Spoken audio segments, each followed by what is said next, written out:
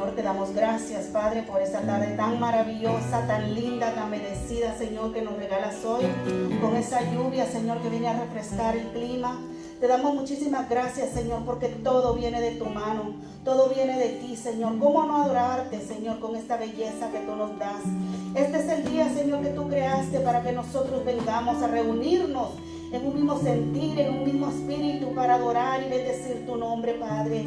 Queremos exaltar, queremos adorarte en espíritu y en verdad, Señor. Queremos que esta alabanza, Señor, llegue hasta tu trono celestial. Queremos que nuestras voces se unan, Señor, para que llegue como una ofrenda ante tu altar. Padre, en el nombre de Jesús, queremos que tu palabra también, Señor, abra nuestras vidas. Necesitamos, Señor, un pan espiritual que nos ayude, Señor, a crecer cada día más fuerte, Señor, en tu palabra. Padre, en el nombre de Jesús te pedimos que bendigas a todos los hermanos que están en casa, escuchando esta transmisión, escuchando este servicio, Señor. La distancia no importa, lo importante es estar en un mismo sentir, Señor. Queremos bendecirte, queremos exaltarte esta tarde, Señor. Padre, los hermanos que han venido a pesar de la lluvia, a pesar de tanta situación, Señor, no sabemos si tienen problemas, enfermedades, pero ellos han dispuesto en su corazón de venir a tu casa, Señor. Bendícelos de manera especial, Señor, al ministerio de alabanza, que domingo a domingo, Señor, ellos están aquí, son jóvenes, Señor. Yo te pido en el nombre de Jesús que los bendigas, que les den la fuerza, Señor, que ellos sigan adelante, que sigan peleando esta batalla, porque esta batalla, Señor, no es fácil. Nosotros como cristianos, Señor, en este día y día a día, Señor, tenemos muchas luchas espirituales, pero solamente tú eres el único que nos da la victoria, Señor. Te damos gracias en esta tarde, Señor. Te entregamos este servicio de principio a final, que sea para honra y gloria de tu nombre, Padre. Todo esto te hemos orado en el nombre de Cristo, tu Hijo amado Jesucristo. Amén. Pueden tomar asiento, hermano. Queremos saludarles en esta tarde y, como siempre, darles nuestra bienvenida muy hispánica, ¿verdad? Una bienvenida calurosa, a pesar de que no podemos saludarnos como quisiéramos, pero estamos juntos, podemos vernos, podemos juntos celebrar a nuestro Señor, podemos juntos gozarnos en Él y podemos juntos llorar ante su altar, podemos estar en comunión porque es su Espíritu lo que nos une a nosotros, y eso es lo mejor que podemos tener, la mejor riqueza en nuestra vida cristiana. Así que muy bienvenidos. Está la hermana Songa con todos sus hijos que no estaban viniendo porque la escuela dominical estaba cerrada. Vamos a darle un aplauso a la hermana con sus hijos. Que el Señor les bendiga a ella, a sus 4 niños. Es bien delicado, ¿verdad? Hay que cuidar mucho a los niños en este tiempo. Por eso no están viniendo ellos, porque la escuela dominical todavía no está abierta. Pero cuando se abra ya van a comenzar a venir y ya les vamos a ver de vuelta en la escuela dominical. Bueno, vamos a cantar nuestra canción de bienvenida. Vamos a saludarnos con el golpecito de puño cerrado porque no hay otra manera. Y vamos a cantar con mucha alegría en la misma iglesia tú eres, si detrás del Calvario tú estás.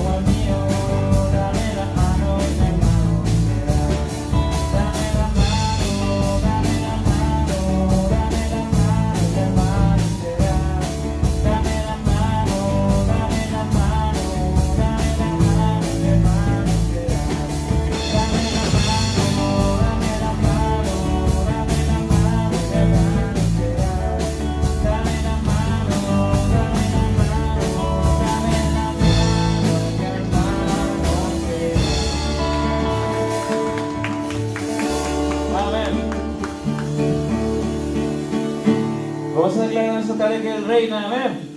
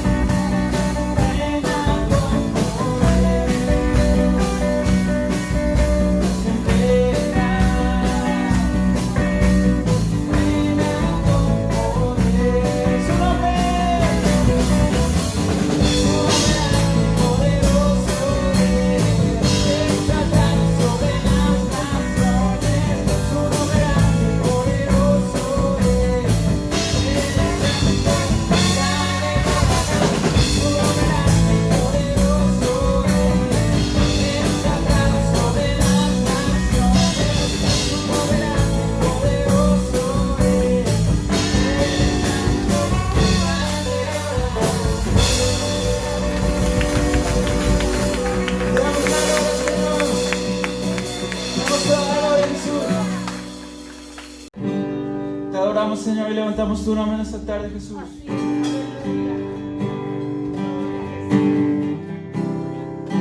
Te damos toda la gloria a ti, Rey. Aleluya, Señor.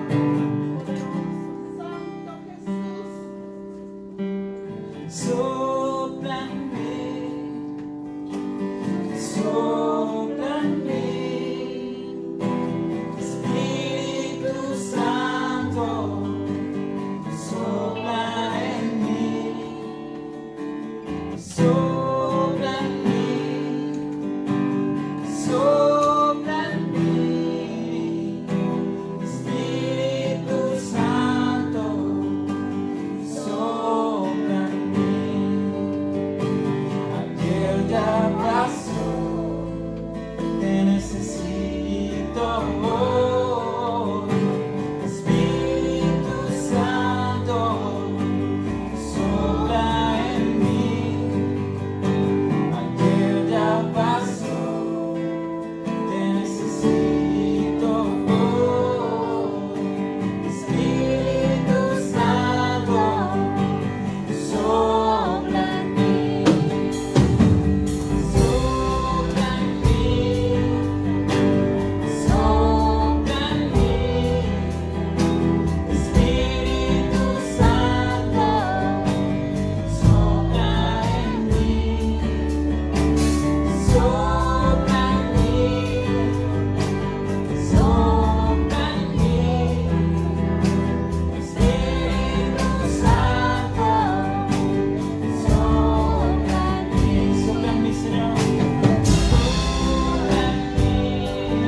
Espíritu Santo,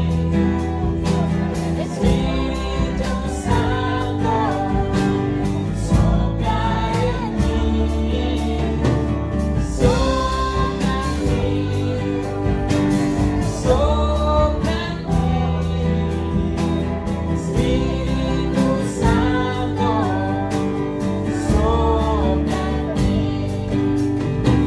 Ayer ya pasó, te necesito hoy, Espíritu Santo, sopla en mí.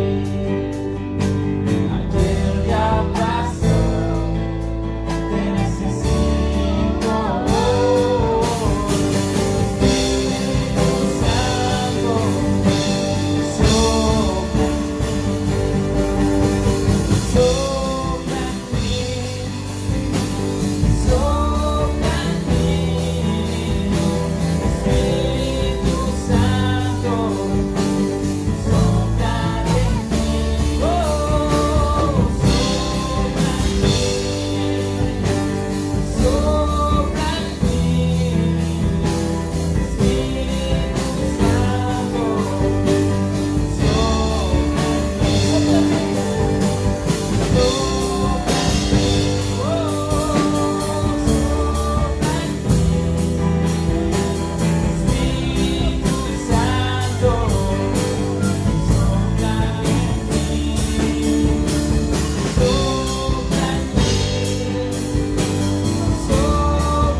mí,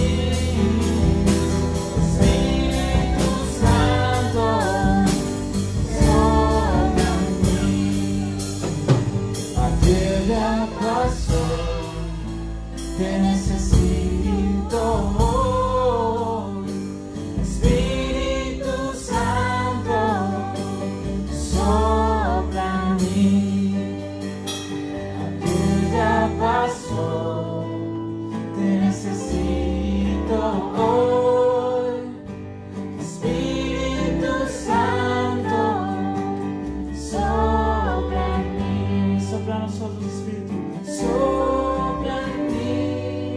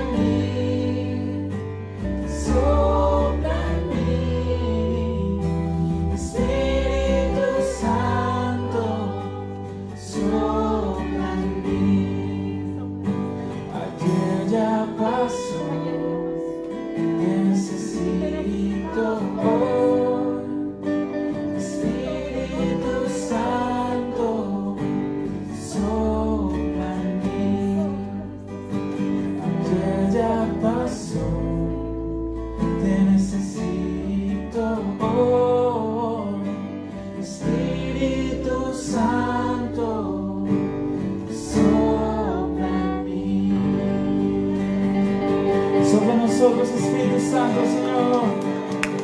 Toca nuestra vida, Jesús. Toca nosotros, Espíritu de Dios. Nuestro anhelo es buscarte, Señor, cada día.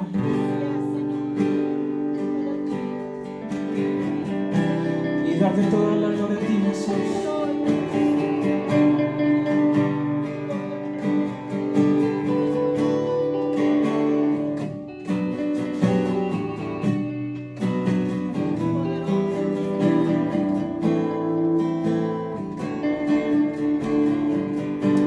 Te adoramos, Señor.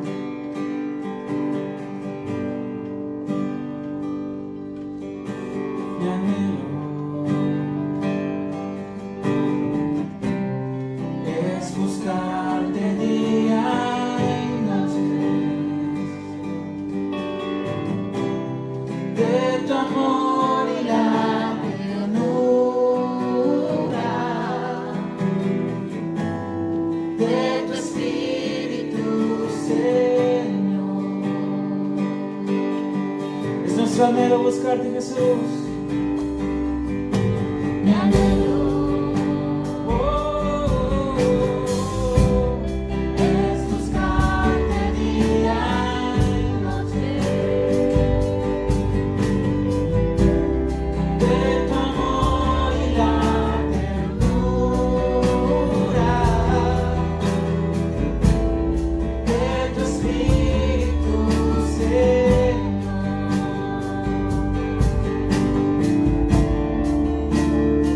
En tu presencia hay plenitud de gozo, en tu presencia delicias a tu diestra, por siempre y para siempre me gozo. En tu presencia, oh, y en tu presencia hay plenitud de gozo, en tu presencia delicias a tu diestra, por siempre y para siempre me gozo. En tu presencia. Me anhelo, Jesús. Me anhelo. Es buscarte día y noche,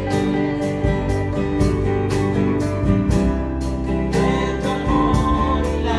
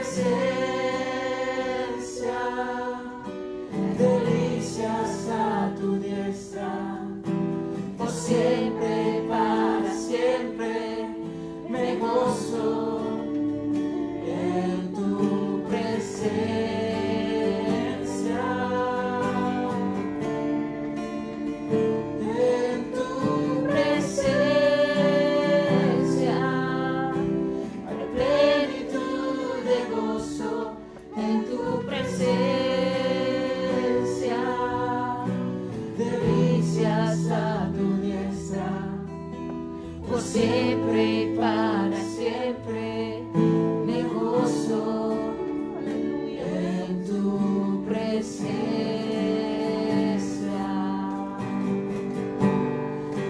Nos gozamos en tu presencia, Jesús. Te damos toda la gloria y la honra a ti, Jesús. Toda la alabanza a ti, porque solamente en tu presencia hay gozo, Jesús. Por más que busquemos en otro lado, lo encontramos, Señor, solamente en ti, Dios. Te adoramos, Jesús. Te damos toda la gloria, Rey.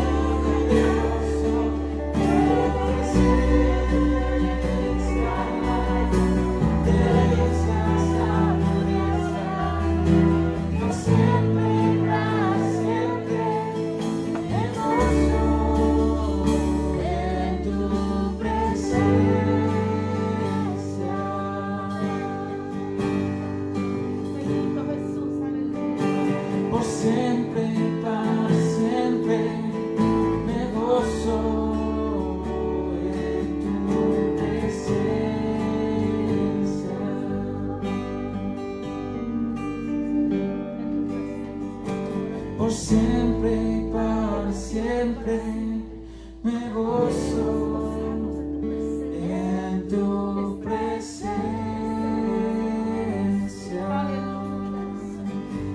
Te exaltamos, Señor, de un aplauso fuerte a Dios. Hoy vamos a hablar del Dios de consuelo. En español, consuelo es un nombre de mujer. Yo le conocí a una señora que se llamaba Consuelo y parece como el Dios de consuelo, pero no, vamos a hablar del Dios que consuela, ese Dios que trae consuelo a nuestro corazón cuando estamos pasando por momentos difíciles en nuestra vida y no vemos salida, no vemos cómo arreglar nuestra situación. Por favor, tengan abierta su Biblia en Isaías 40, hermanos, Isaías 40. Y quiero decirles que el libro de Isaías está dividido en dos partes.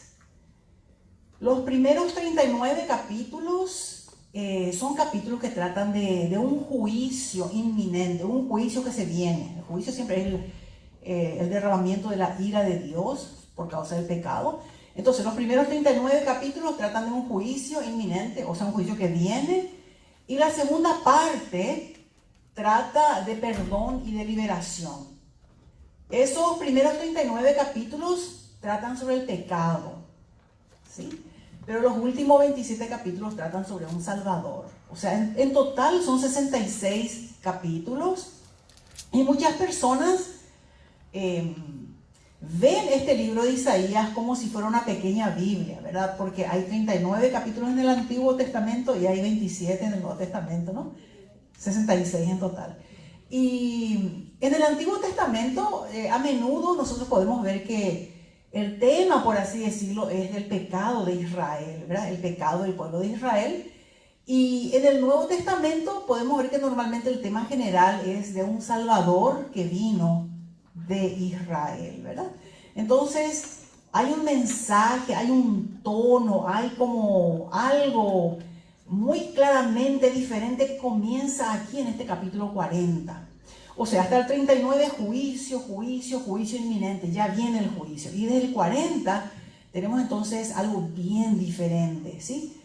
Entonces, los primeros 39 capítulos habían advertido sobre la destrucción de la nación y la deportación, el exilio del pueblo de Israel a tierras extranjeras, ¿verdad?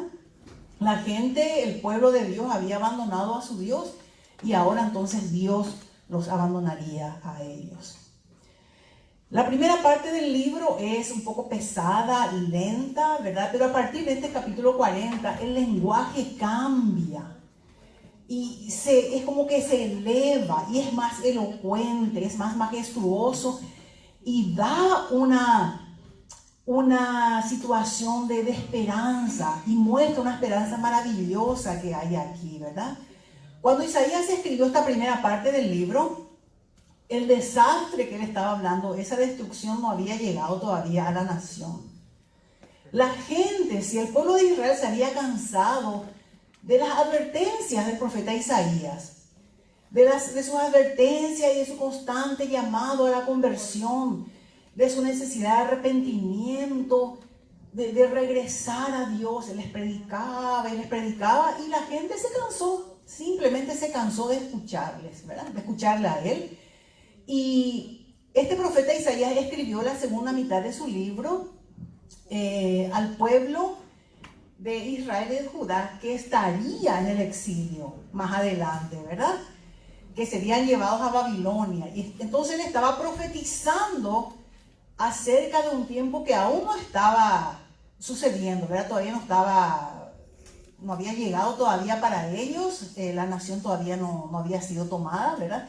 Y estaba profetizando Isaías sobre que la nación sería destruida, que Jerusalén y su hermoso templo quedarían en ruinas y la gente sería llevada en cautiverio. ¿Se acuerdan de Lamentaciones?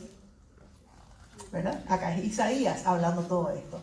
Ahora, él en los primeros 39 capítulos estaba hablando y advirtiendo, diciéndoles, dándoles su mensaje, ¿verdad? Y a partir del 40, ellos no tendrían nadie tendría ya que recordarles sus pecados porque estarían experimentando en carne propia las consecuencias de su pecado, ¿sí? Y en este capítulo 40, hermanos, hay 3 mensajes muy importantes que el profeta Isaías quería y tenía que comunicar al pueblo de Israel.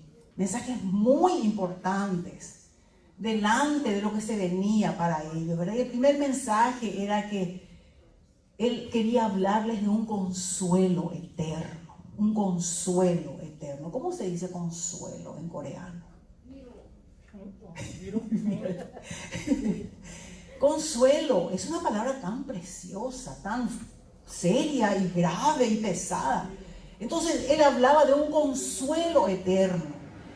Venía la ira, venía el juicio de Dios, pero él hablaba de un consuelo eterno, ¿verdad? Y era lo que ellos necesitarían cuando estuvieran cautivos en Babilonia. Iban a necesitar de consuelo. El profeta sabía porque Dios le reveló y estaba diciendo. Ellos estando en el cautiverio en Babilonia no iban a necesitar que el profeta le dijera, yo les dije, yo les advertí, ahí señalándoles con su dedo, ustedes sabían, yo les dije. No era eso lo que iban a necesitar estando cautivos, ¿verdad? Ellos iban a necesitar escuchar que Dios todavía tenía interés en la vida de ellos, que todavía quería cuidar de ellos, que había todavía esperanza. Eso es lo que ellos iban a necesitar escuchar estando en el cautiverio en Babilonia, ¿verdad? Y esa es la palabra que vino de Dios al profeta Isaías. Y vamos a mirar el 40, versículos 1 y 2. Fíjense lo que dice la palabra. Consolaos, pueblo mío, dice vuestro Dios. Hablad al corazón de Jerusalén, decidle a voces que su tiempo ya es cumplido, que su pecado es perdonado, que doble ha recibido de la mano de Jehová por todos sus pecados. Y es interesante que la palabra que Isaías usa aquí para consolar es una palabra que también se puede traducir al español como arrepentirse. Tiene el mismo, digamos, la misma categoría de palabra. Y es una palabra que tiene la idea de respirar profundamente. Imagínense un poco, consolar, consolación, consuelo. Respirar profundamente, esa es la idea que está por ahí con esa palabra. Entonces es como respirar profundamente con pena de su pecado una persona cuando está tan afligida una persona y siente tanto, hay un suspiro, ¿verdad? Una respiración así profunda. Esa es la idea, ¿verdad? Estar en tal situación de desesperación que la idea es un arrepentimiento. Hay un arrepentimiento de parte de las personas, ¿verdad? Y viene el consuelo de Dios como respuesta a ese arrepentimiento.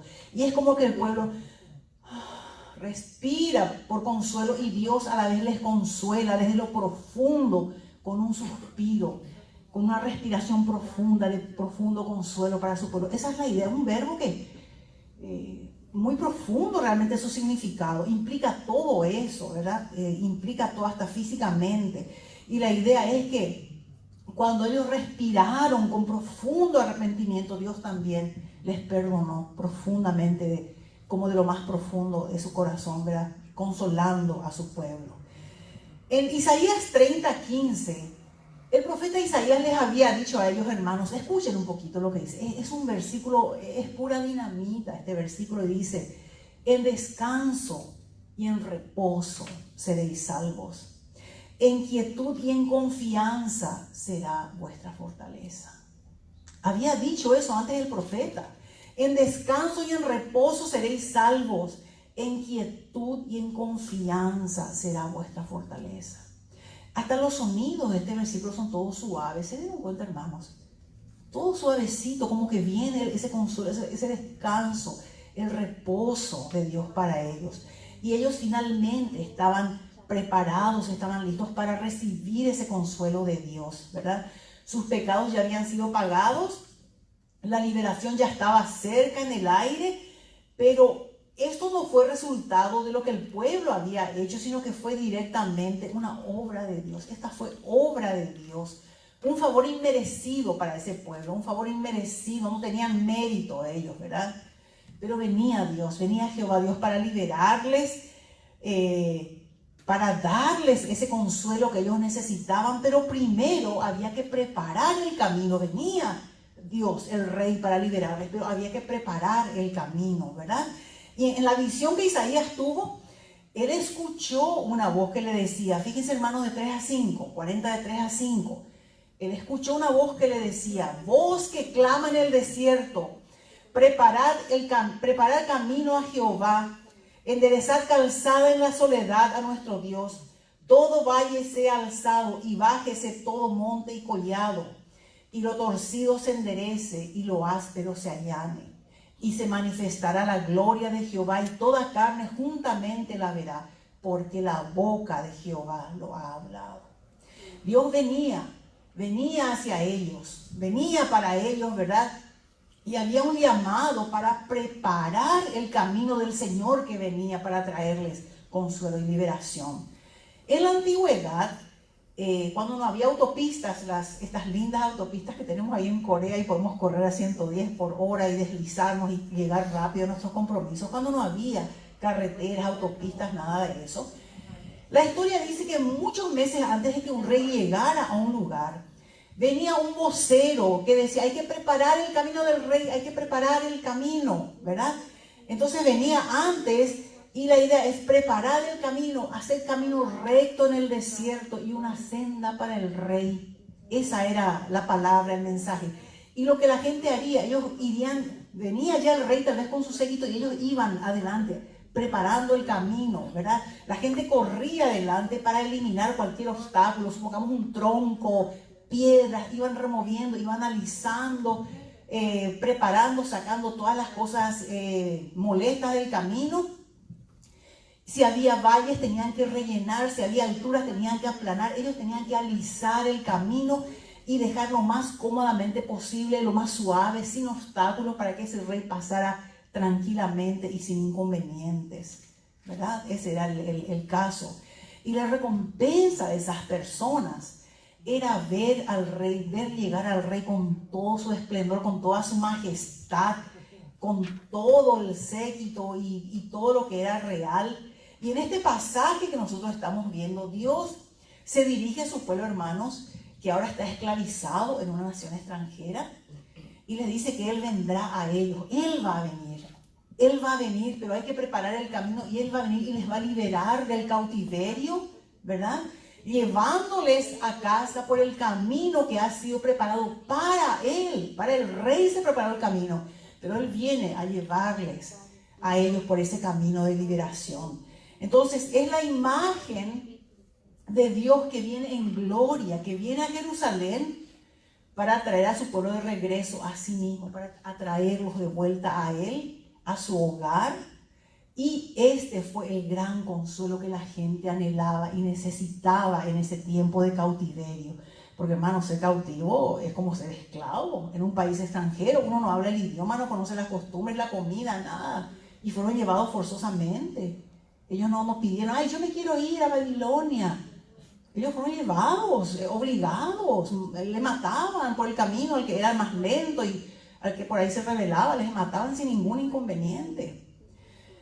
Pero la idea de consuelo que estamos hablando aquí, hermanos, también podemos decir confort, la palabra confort. Esa idea de consuelo no es ese consuelo que nosotros normalmente imaginamos que es consuelo o confort.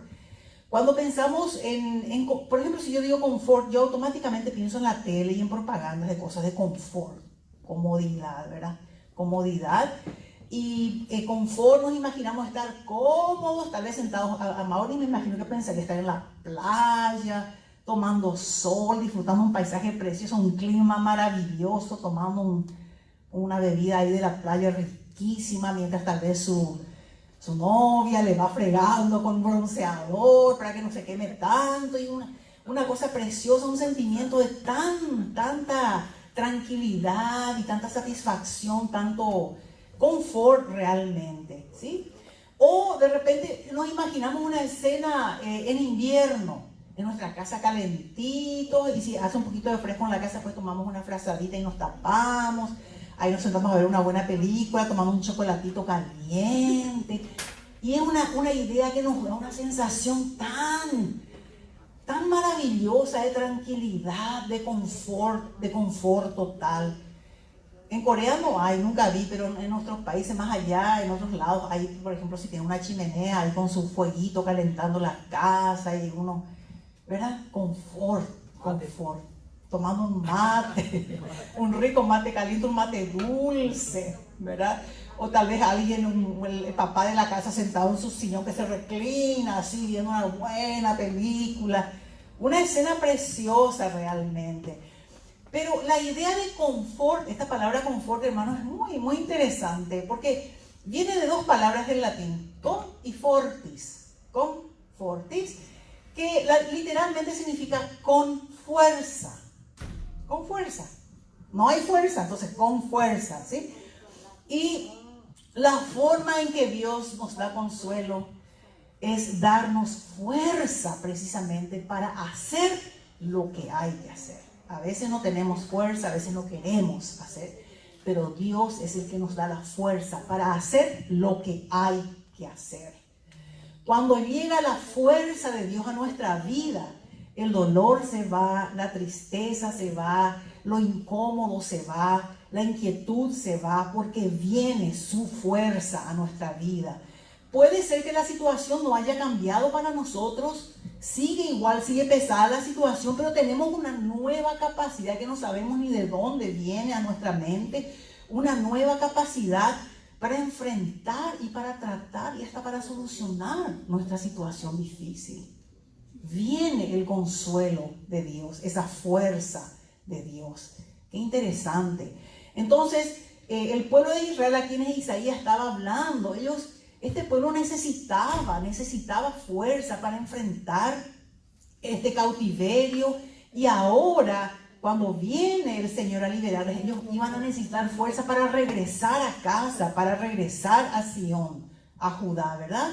Y allí iban a necesitar mucha fuerza porque tenían que construir de vuelta el templo, restaurar los muros, reconstruir todo. Iban a necesitar mucha fuerza física, emocional, espiritual, de todo tipo de fuerza iban a necesitar, ¿sí? Entonces, si uno se anima, uno tiene el valor para hacer lo que hay que hacer. Cuando uno no tiene ánimo, no tiene ganas, no tiene entusiasmo, tampoco eso se traduce a energía física para realizar el trabajo. Pero cuando uno tiene mucho ánimo, mucha energía emocional o espiritual, eso automáticamente sale y uno quiere hacer y emprende la obra y el trabajo por más difícil que sea, ¿verdad? Y esta palabra entonces significa tener fuerza, tener aliento, tener valor. Y entonces uno tiene la fuerza para hacer.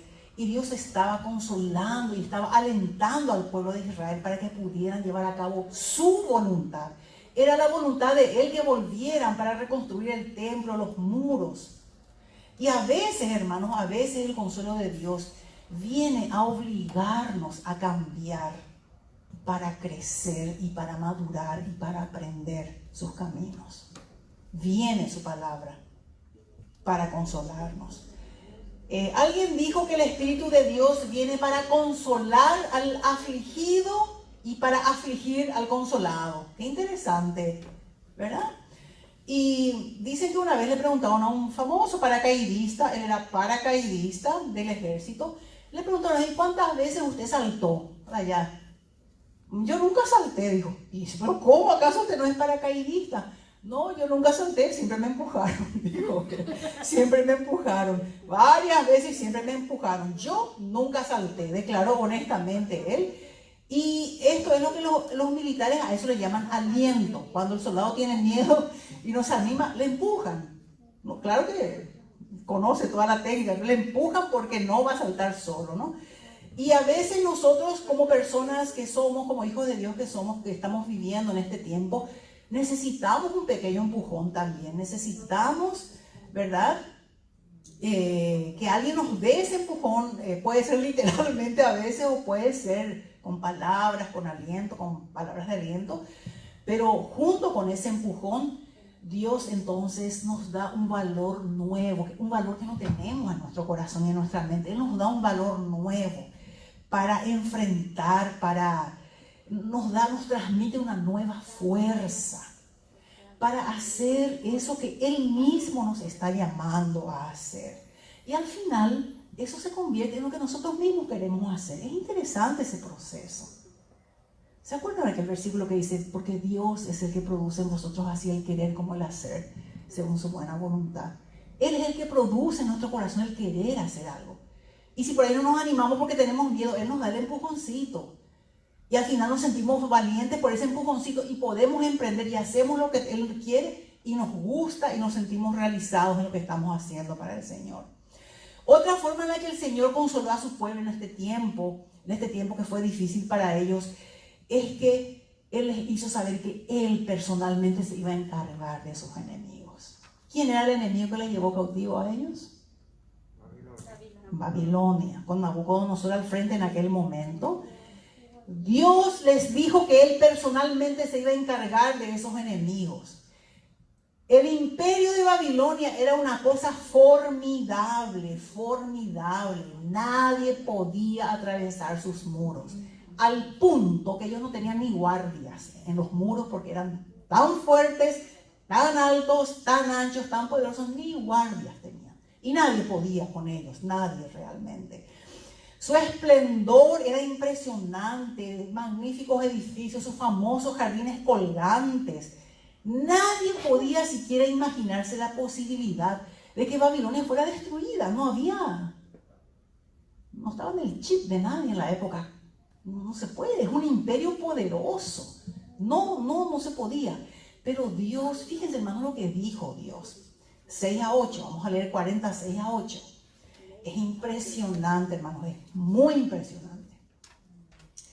Voz que decía: da voces. Y yo respondí, dice Isaías, le dice así, yo respondí: ¿qué tengo que decir a voces? Y Dios le dice que toda carne es hierba y toda su gloria como flor del campo. La hierba se seca y la flor se marchita, porque el viento de Jehová sopló en ella. Ciertamente como hierba es el pueblo. Sécase la hierba, marchítase la flor, mas la palabra de nuestro Dios permanece para siempre. Amen. Fíjense, hermanos, cuando comienza diciendo, vos que decía, toda carne es hierba. ¿Y qué es la hierba? ¿Qué otra palabra podemos usar para hierba? Yuyo, hierba, monte. Esas plantitas que no tienen, por así decir, utilidad, que cuando crecen en nuestro jardín, la señora, las mamás les sacan ahí, tiran, o en el campo los cultivos, como la cizaña.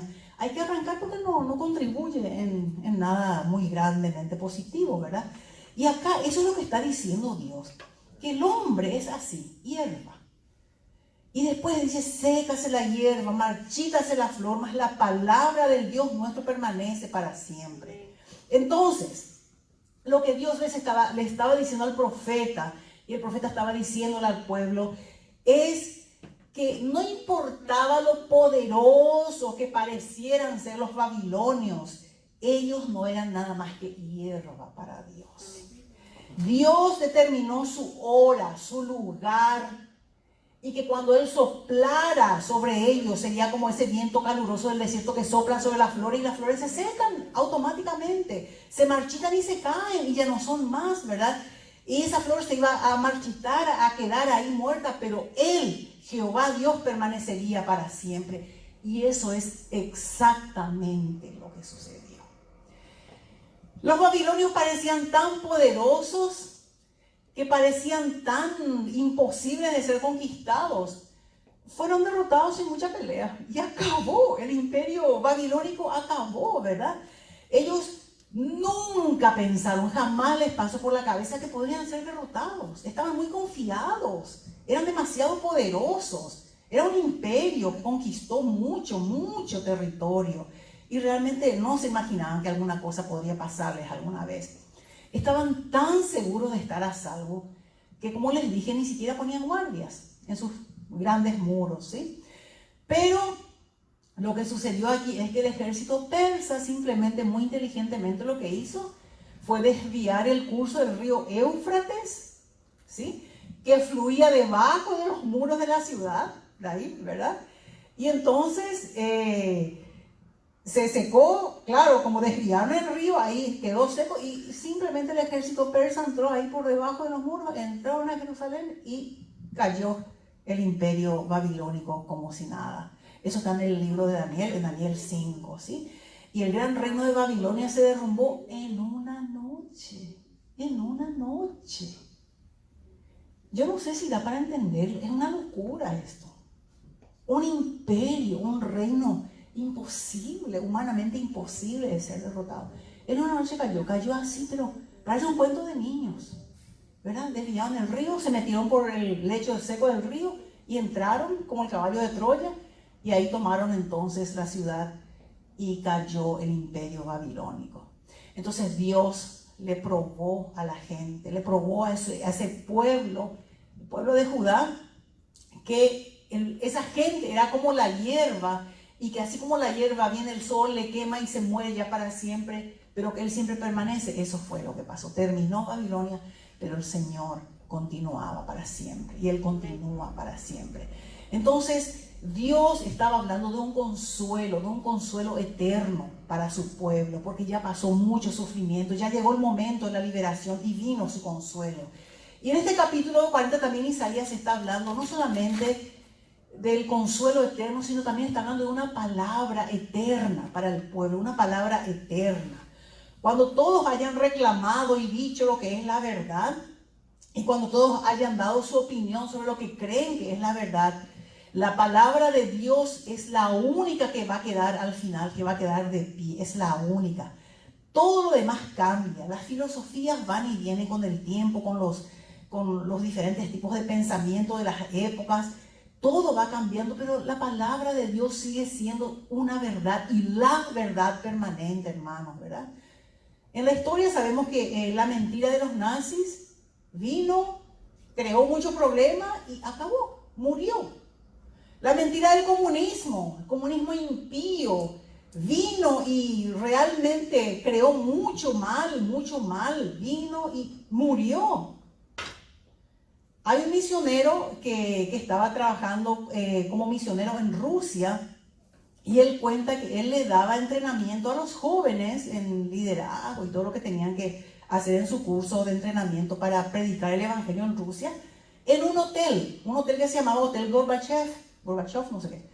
Ahí les daba el entrenamiento, y es tan tragicómico que dice que en la sala de convenciones el equipo, ahí en ese salón de convenciones donde llevaban a cabo ellos su entrenamiento, ahí atrás estaban una foto grande de todos estos grandes del comunismo, Marx, Lenin y todos esos grandes importantes, ¿verdad? gente que denigró la fe cristiana y que denigró la palabra de Dios, ¿verdad? Pero el comunismo cayó, ¿se acuerdan? En el 89, el comunismo cayó, se terminó, no tuvo éxito, ¿verdad? Y en lugar de donde muchos jóvenes comunistas fueron entrenados para negar a Dios, para negar la verdad del Evangelio, ahora, mucho tiempo después, había jóvenes que estaban siendo entrenados para hablar la verdad del Evangelio, para proclamar la luz en Rusia. Y fue el gobierno ruso el que le llamó, le pidió ayuda a Estados Unidos para que viniera, para que fueran a Rusia a proclamar el Evangelio. Yo le conocí en Paraguay a un misionero, un joven que era uno de ellos. Y él contaba, ¿verdad?, que el gobierno llamó porque el pueblo estaba tan emocionalmente y espiritualmente desintegrado que ellos necesitaban levantarse y que llamaron a los evangélicos, a misioneros, para que vinieran a traer la palabra de Dios. Qué interesante. Entonces, esta digamos, diferencia tan grande que había en este momento, eran jóvenes que se estaban preparando para predicar el Evangelio. En el pasado hubo muchos teólogos, filósofos, que dijeron que Dios estaba muerto, ¿verdad? Y predecían la muerte del cristianismo, la muerte de la iglesia de Jesucristo. Hoy nadie se acuerda de los nombres de esas personas, nadie se acuerda de los nombres de sus libros, que ellos escribieron tantos libros denigrando a Dios y al cristianismo. Nadie se acuerda de ellos ni de sus predicciones, de nada de lo que ellos hicieron, pero la iglesia de Jesucristo, hermanos, está prosperando y sigue. Y Dios todavía está vivo y su palabra está viva y permanece. Y tiene poder y cambia vidas. La gloria del hombre es muy pasajera, pero la palabra de Dios permanece. Esa es la palabra que es la misma ayer, fue la misma ayer, es hoy la misma palabra y será la palabra de Dios por toda la eternidad, no va a cambiar. Los reinos van a levantarse, van a caer. ¿Se acuerdan ustedes? Babilonia, Persia, Grecia, Roma. Hoy es Estados Unidos, el imperio actual. Y todos los imperios pasan.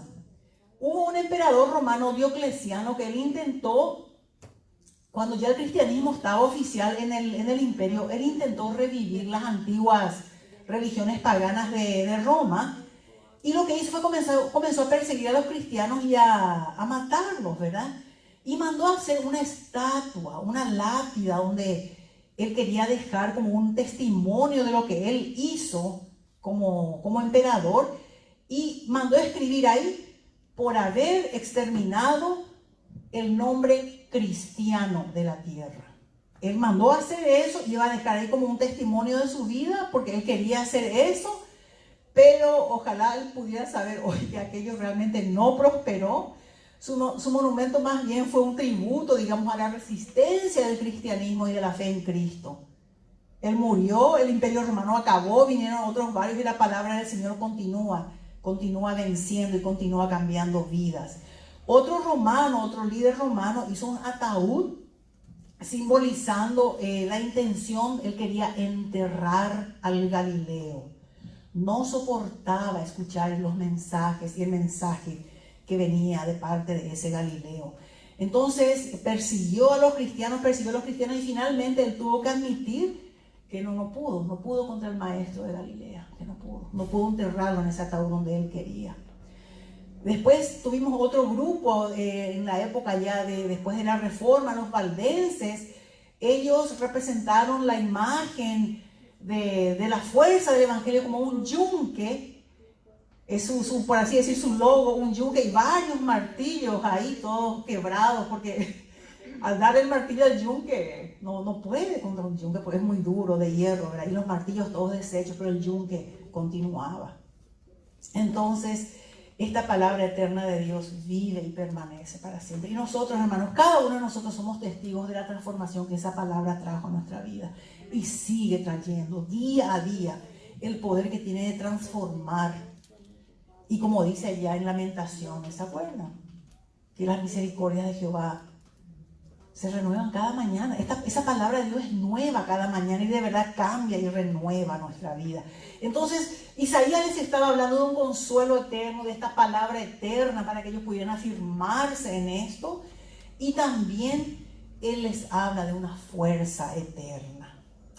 Fíjense, hermanos, en el 28 a 31. Vamos a leer 40, 28 a 31. Esto es, si uno no es conmovido por estas palabras, yo no sé por qué puede ser conmovido. De 28 a 31 dice: ¿No has sabido? ¿No has oído que el Dios eterno es Jehová, el cual creó los confines de la tierra? No desfallece ni se fatiga con cansancio, y su entendimiento no hay quien lo alcance. Y fíjense el 29, hermanos. Él da esfuerzo al cansado y multiplica las fuerzas del que no tiene ningunas. Los muchachos se fatigan y se cansan, los jóvenes flaquean y caen, pero los que esperan a Jehová tendrán nuevas fuerzas. Levantarán alas como las águilas, correrán y no se cansarán, caminarán y no se fatigarán. Esto es impresionante de todo lo que Isaías le estaba diciendo en este capítulo 40 al pueblo de Judá que estaba en el cautiverio. Es impresionante, no desfallece ni se fatiga con cansancio, y su entendimiento no hay quien lo alcance. Él da esfuerzo al cansado. Cuando el cansado no tiene fuerzas, la fuerza puede venir y viene y quiere venir del Señor. Multiplica las fuerzas del que no tiene ningunas. Dios mío, qué impresionante es nuestro Dios. Estamos hablando de fuerza, pero fuerza espiritual y también fuerza física, hermanos, ¿sí? Física. Los que estaban en el exilio allá en Babilonia, ellos perdieron ya la esperanza, habían perdido la esperanza, y por causa de que perdieron la esperanza, que es algo emocional, una emoción que mueve al cuerpo, entonces perdieron toda fuerza y todo deseo de continuar, de seguir adelante, no tenían fuerza. Imagínense, ellos sabían que su ciudad estaba totalmente destruida, pero al límite, a nivel del suelo, totalmente destruida. Ellos estaban allá lejísimos en Babilonia, ¿verdad? Y no tenían esperanza. ¿Y qué energía iban a tener? ¿Qué deseo iban a tener de querer continuar viviendo o volver a su ciudad? Los jóvenes estaban golpeados, estaban cansados, estaban derrotados. Pero es interesante que aquellos que depositaron su confianza en Dios, aquellas personas no se desanimaron, no perdieron fuerzas, independientemente de su edad. No solamente por ser joven uno tiene esperanza, no. El que pone su confianza y su esperanza en el Señor tiene esta fuerza y este ánimo. Entonces, el corazón de ellos, la mente de ellos se disparaba al pensar en que Dios, en todo lo que Dios iba a hacer con ellos, en ellos, por medio de ellos, ¿verdad? Y cuando aquella nueva fuerza entraba a su corazón, ellos comenzaban, aquella fuerza del Señor comenzaba a afectar también su parte física, ¿verdad? Entonces comenzaron a sentir entusiasmo. De repente aquella apatía, aquel desgano, viene aquel entusiasmo por la vida, una nueva fuerza para continuar. Hermano, eso viene de Dios. Amén. No viene de nosotros. Amén. Nosotros no podemos producir en nuestra vida ánimo, fuerza para continuar, alegría, esperanza. No podemos, ¿verdad? Entonces tuvieron un nuevo entusiasmo, una nueva fuerza. Y esa fuerza nunca se obtiene si uno no está dispuesto a esperar en el Señor. A todos nosotros nos gustaría tal vez hasta remontar vuelos como las águilas, como dice acá, ¿verdad? Y hay un dicho que dice, es difícil volar como águila cuando estás rodeado de pavos. Difícil, ¿verdad? Estás muy ahí en el medio y muy ahí, ni se levanta la vista tal vez para mirar. En realidad, cuando Dios aparece, no importa quién esté a nuestro alrededor, hermanos, Él es el que nos va a dar la fuerza y la energía para remontar un vuelo y para hacer todo aquello que Él predeterminó para nuestra vida, sus planes perfectos para nuestra vida. Cuentan que un niño y su abuelo estaban caminando por el campo ahí cerquita de su granja y encontraron un pollito, un polluelo así, medio recién nacido, y no sabían realmente qué era, no sabían si era un gallito o qué era, no pudieron reconocer muy bien. Entonces la llevaron a la casa y le pusieron con una gallina que tenía varios pollitos con ella, y le pusieron ahí para que ese polluelo anduviera con los pollitos y con la gallina. Y comenzó a comer, comía mucho, y al poco tiempo ya estaba muy grande y se notaba que era diferente de los pollitos. Los pollitos crecían, pero claro, eran chiquitos todavía, pero este polluelo se iba poniendo muy grande. Y después de repente, cuando estuvo un poquito más grande, se dieron cuenta que era un aguilucho. Al principio, como era tan pequeñito, no se le podía notar, ¿verdad? Y ahí no tiene ni plumita ni nada. Pero después se fueron dando cuenta que era un aguilucho. Y ese aguiluchito andaba con los pollitos y con la gallina, y siempre comiendo ahí maíz en el suelo, comportándose como un perfecto pollito, ¿no? Pero un día un águila anduvo por ahí, parece revoloteando, y le vio al aguilucho que ya tenía plumas y todo eso, y comenzó a hacer sus, no sé cómo se puede decir, sus ruidos, graznar, o los gansos graznan, no sé qué hacen las águilas. Comenzó como a llamarle a aquel aguiluchito, que el niño le puso un nombre, Pipo le llamó.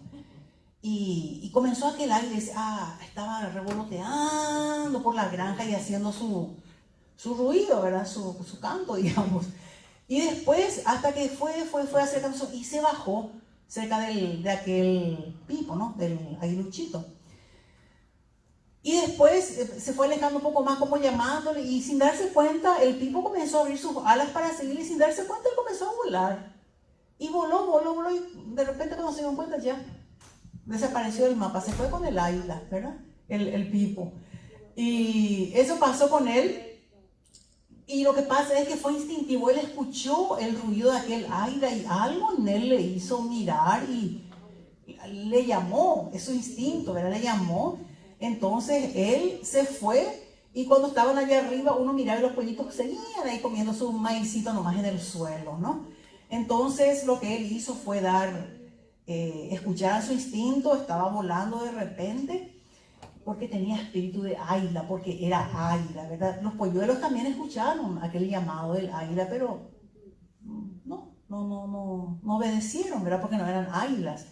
Simplemente escucharon, siguieron comiendo su maicito en el suelo, pero aquel Pipo tenía una vocación superior, él estaba destinado a volar. Era su destino, él no podía quedarse ahí en el suelo siempre porque él era un águila, ¿verdad? Y las gallinas y los pavos, por ejemplo, pueden volar y vuelan, pero rara vez hacen eso porque ellos se sienten más cómodos en el suelo, están más cómodos, ¿sí? Los gorriones y esos pajaritos que vemos por ahí, ellos también vuelan, pero normalmente ellos vuelan de árbol en árbol y cortas distancias así, ¿verdad? Pero las águilas son diferentes. Estas águilas, como vuelan tan alto, tienen un gran poder de libertad, de manifestarse en libertad en el aire. Están destinadas a los cielos, ¿verdad? Y nosotros, hermanos, los que somos hijos de Dios, como estas águilas, tenemos un espíritu diferente en nosotros, ¿sí? Tenemos, digamos, un llamado superior. Hay algo especial para nosotros. No tenemos que contentarnos con quedarnos ahí en el suelo comiendo maíz. Estamos destinados a los cielos, hermanos, ¿verdad? El Espíritu de Dios está en nosotros, y ese Espíritu es el que nos llama, nos invita a volar, a alargarnos, a lanzarnos por fe, en confianza en el Señor. Puede que aún todavía estemos demasiado cómodos en el suelo y comiendo maíz con los otros polluelos, tal vez, ¿verdad? Pero realmente hasta podemos incluso volar de un lugar a otro, pero Dios nos está llamando a volar, Él nos llama a volar, y hacemos eso cuando nosotros ponemos nuestra confianza en Él, cuando esperamos en Él, cuando respondemos a su llamado, cuando confiamos totalmente en Él y desplegamos nuestras alas usando la fuerza que viene de Él para nosotros. Podemos volar, no estoy hablando literalmente, ¿verdad?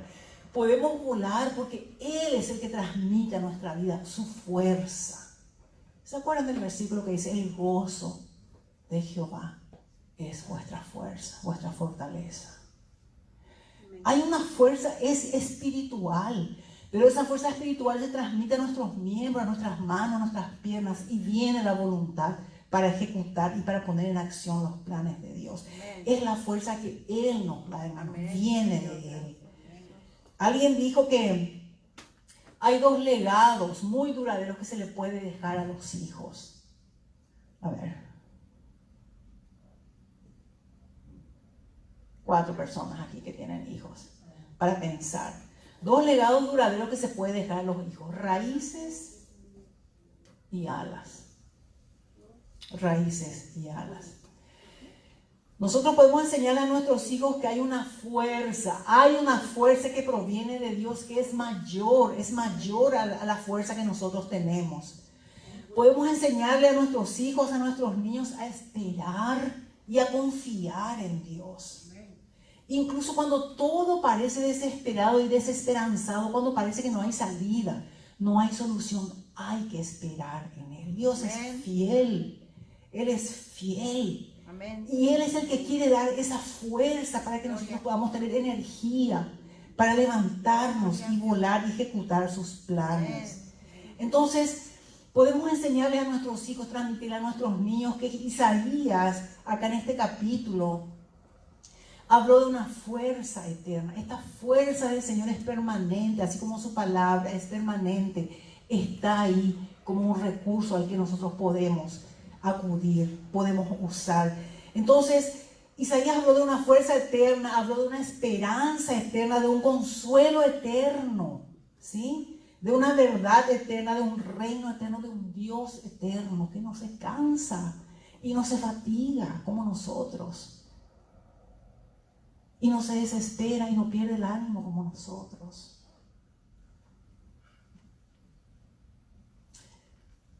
Lo mejor que podemos hacer es mostrarles a nuestros hijos, a nuestros niños, la realidad de la fidelidad de Dios. Porque Él ha sido fiel con nosotros hasta aquí, hasta hoy. Él ha sido fiel con nosotros. Y a medida que vamos avanzando, mostrando a los menores esa fidelidad de Dios, mientras nosotros vamos modelando nuestra vida, esa fidelidad de Dios como testimonio a las generaciones que nos siguen. Podemos ser ejemplos de esperanza, esa esperanza viva que solo viene del Señor, ¿verdad?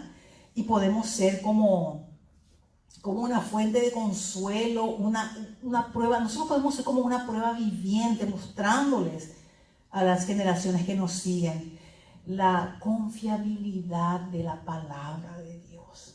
Que vale la pena confiar en esa palabra, porque esa palabra ha sido de confianza en nuestra vida. Nosotros hemos probado como adultos que somos y como ya tenemos un tiempo en el caminar cristiano, hemos probado esa fidelidad de la palabra de Dios y podemos ser nosotros ejemplos vivos de fuerza, de esa fuerza que viene de Dios, solamente de Dios, y podemos entonces nosotros elevarnos y volar como las águilas y cumplir aquel propósito que Dios tiene para nuestra vida.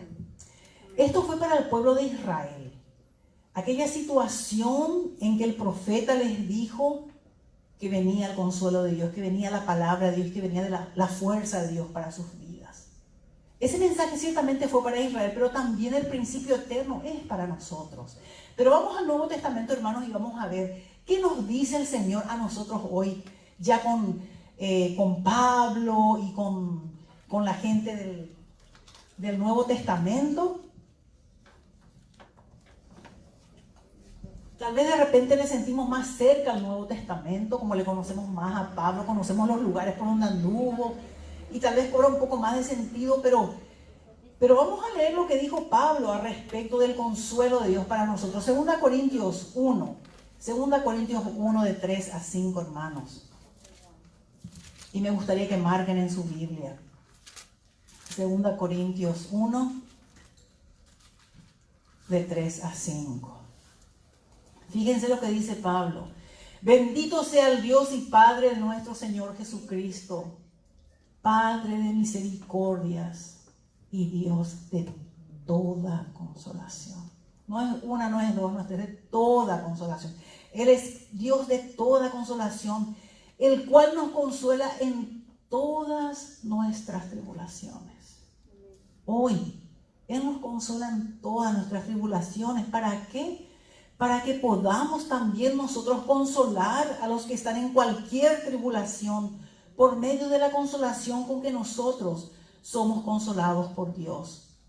Porque de la manera que abundan en nosotros las aflicciones de Cristo, así abunda también por el mismo Cristo nuestra consolación. Dios es el Padre de toda consolación. Y Él es el único que puede consolarnos en todas nuestras tribulaciones. Hermanos, no hay libro de psicología, no hay libro de autoayuda, no hay libro de espiritualidad que pueda ayudarnos en los problemas del alma que tenemos y del corazón y de la mente. Dios puede, es el único que puede mediante su consolación traer descanso, traer paz a nuestro corazón. Amén. Es el único. Y qué descanso encontramos en Él. Amén. Porque Él es, como dice acá, Padre de misericordias y Dios de toda consolación. Así que cuando venga el problema, venga la dificultad, venga la angustia, la inquietud a nuestro corazón, antes que irnos a hablar con la hermana, con el hermano, con el vecino, con el tío, ¿por qué no ir al Señor en oración, a llorarle, a pedirle, a clamarle? Y Él va a traer su consolación, su consuelo. Ese consuelo que es como un frescor que refresca toda nuestra vida. Entonces, en cuanto al consuelo, este es nuestro Dios, el Dios de toda consolación. Vamos a ver en cuanto a la palabra, Hebreos 4:12. Hebreos 4:12. Isaías hablaba de la palabra eterna, esa palabra que no va a pasar nunca, que siempre va a ser nueva, que va a traer a nuestra vida misericordia, fidelidad cada día. Vamos entonces, Hebreos 4:12. Porque la palabra de Dios es viva y eficaz. Esto es hoy para nosotros, así como fue para Judá en Babilonia, aquella palabra eterna que les trajo ánimo y fuerza.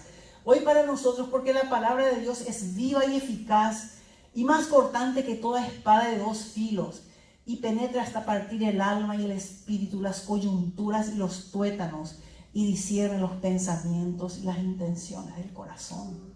Esta palabra eterna, la misma palabra que hace 3000 años consoló al pueblo que estaba en cautiverio, es hoy la palabra que puede traer a nuestra vida todo lo que nuestro ser no material necesita y clama por algo. Es esta palabra viva y eficaz. Es viva, tiene vida y transmite vida a nuestra vida, vivifica nuestros huesos, nuestros músculos, nos da energía para seguir adelante. Viva, y no solamente viva, sino que es eficaz. Puede hacer a cabalidad su obra, completa, perfecta. Y el último, cuando se trata de fuerza para nuestra vida, hoy vamos a 2 Corintios 4. 2 Corintios 4, 7 a 11.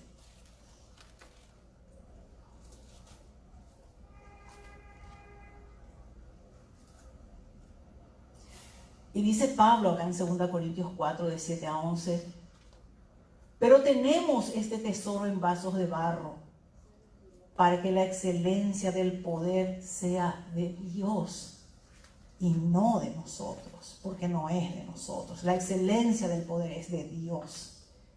¿Y qué dice en el 8? Que estamos atribulados en todo, mas no angustiados, en apuros, mas no desesperados, perseguidos, mas no desamparados, derribados, mas no destruidos, llevando en el cuerpo siempre por todas partes la muerte de Jesús, para que también la vida de Jesús se manifieste en nuestros cuerpos. Hasta el 11, ¿verdad? Porque nosotros que vivimos siempre estamos entregados a muerte por causa de Jesús, para que también la vida de Jesús se manifieste en nuestra carne mortal. Es esa fuerza, esa energía física, hermanos, que Dios es el que nos da. Cuando no tenemos fuerza, como decía ya el versículo, el que no tiene ninguna, Dios es el que le da la fuerza para seguir adelante. Amén. Hermanos, esto es muy serio. Cuando nos encontremos en situaciones así en que realmente no tenemos ni fuerza física, de tan mal que nos sentimos, tenemos este recurso que es el Señor. Clamémosle a Él en obediencia, en humildad, y Él es el que se va a encargar de perdonar nuestros pecados, de limpiarnos, de darnos una nueva visión de la realidad de lo que Él quiere, de lo que Él tiene preparado para nosotros. Y nos va a impulsar a que queramos nosotros cumplir esos designios que Él tiene determinado para nosotros. Él puede, Él quiere, hermanos, más que nada Él quiere, producir todo esto en nosotros. Su consuelo eterno, que su palabra eterna pueda transformar nuestra vida y que esa fuerza que Él quiere transmitirnos pueda impulsarnos para seguir adelante. Amén. Amén. Que el Señor sea nuestra fuerza, hermanos. Hoy estamos comenzando un nuevo mes. Termina este mes, viene diciembre y adiós 2020. Es de no creer, es una locura. Yo me acuerdo cuando era marzo, yo decía, Dios mío, comenzaba el semestre online, Dios mío, yo estaba tan cansada, tan estresada con esa computadora que yo decía, yo no voy a poder aguantar esto. Y apenas comenzaba una semana de clase. Me acuerdo en una oportunidad me tiré a mi sofá a llorar, a clamar al Señor que me ayudara porque yo no podía más con aquello, era tan complicado todo. Tenía 120 alumnos, ¿verdad? Y ay, cada uno, que acá cacao, que aquí el teléfono, que aquí la compu, y yo estaba toda aturdida, ya no sabía qué hacer. Pero fue tan lindo como el Señor me dio una solución, una salida tan del colmo de interesante, que me puse a grabar en las lecciones y les lanzaba las lecciones que ellos escucharan cuando quisieran, yo tranquila en mi casa.